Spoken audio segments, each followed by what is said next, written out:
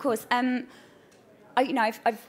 It was fortunate that previously in my career I've played roles of, that have centred around a very sensitive subject matter before, and in all of those situations I've always felt the same emotion when I first found out about the storyline, that this is a big responsibility because, yes, it's a fictional character, but at the same time, there may be people watching at home that have been through similar experiences, and my worst fear as an actress would be for those people to watch something I do and feel that it wasn't honest. And that I hadn't worked my hardest.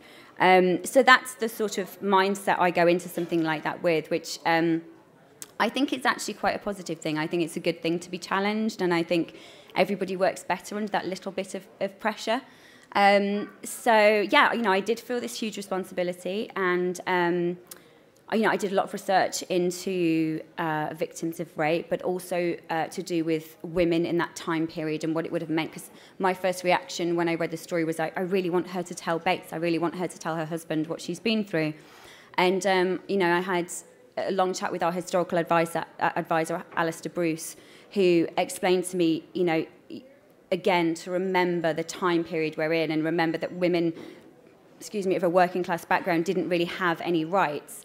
Their rights were based on their reputation. If they lose their reputation, they lose everything. They lose their career, they lose their family, they lose their position, they lose their job. So it was also getting my head around what it meant for a working class woman in those times in the 1920s. Oh, well, I was actually speaking about a lady that wrote to me who is a survivor of rape after the storyline aired. A lady I've never met, and I was honoured to receive a small number of letters from women that have been survivors of rape.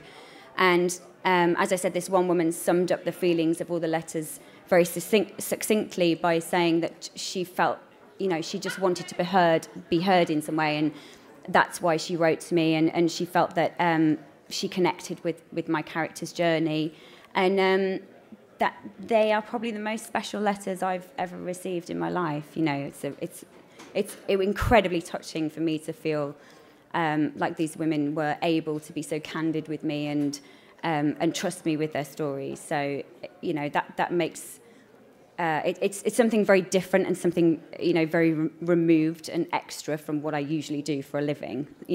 Well, yeah, I think obviously I know the first episode of season 5 aired in the States on Sunday last week, and certainly Anna and Bates start season 5 in a period of more positivity. In terms of timescale, there's been a year between Anna's attack and where we pick them up in season 5. So they're trying to heal, and they're trying to find that space to move forward with their lives. But of course, it's not going to disappear. What's happened to her? What's happened to their relationship? So it is, an ongoing journey, and the subject of Mr. Green is brought back to them, unfortunately, and it's something they can't really move away from. So it does, it does span out through season 5 as well, which I think is fitting, because it's not an incident that can happen and then everything's fine. It's something that's going to stay with you for life, and it is something that will stay with them for life.